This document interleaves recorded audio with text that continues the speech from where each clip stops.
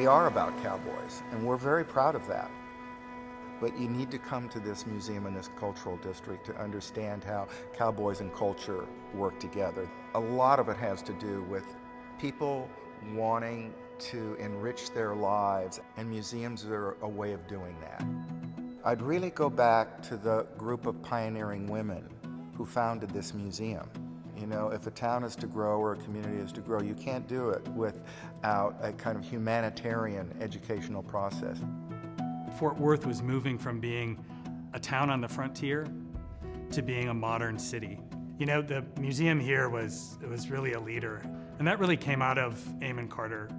I mean, I still think about that day that he worked very, very assiduously to make sure that this strip of land was protected and that the city was committed to define this district.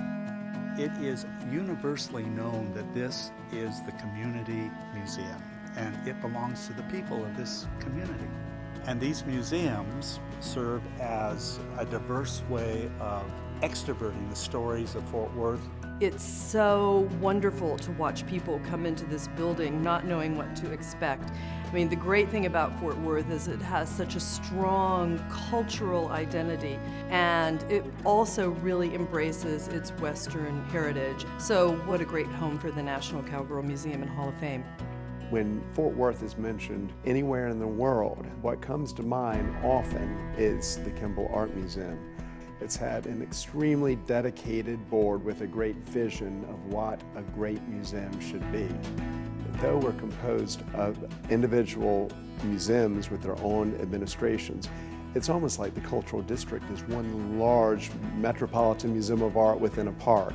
I mean, I can't think of any place else that you can go in the United States and have the number of museums within walking distance, knowing that what is housed here is very, very important American history and something that really needs to be available to everyone. And on top of that, we're able to specialize. Our money all goes to contemporary art. The Kimball's money goes to ancient art and European art. And the Amon Carter is an American art museum. And you know, usually all of that would be housed in one building, and it never works as well as it works here. We have educated many hundreds of thousands of people. There are times when you can walk through that atrium, I see the kids, and that's what gets me. In my mind, when I walk through the front door, it's like an oasis, and the water is not an illusion. I mean, the delight I would imagine that Amon Carter would have, that from his idea this has grown, would be one that would make him smile.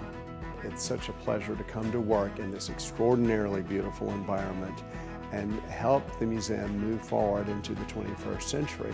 I mean, it really is all about family. It's all about cooperation. And everybody is telling all of our visitors, you know, you've got to go and see the other institutions. There's a tremendous opportunity for all of the institutions within the Cultural District to say, this is an important reason why people come and choose to live here. If you come to the museum, if you make it through that front door, an entire world of happiness and learning will unfold itself in front of you, and you will be committed to the idea that you're going to come back.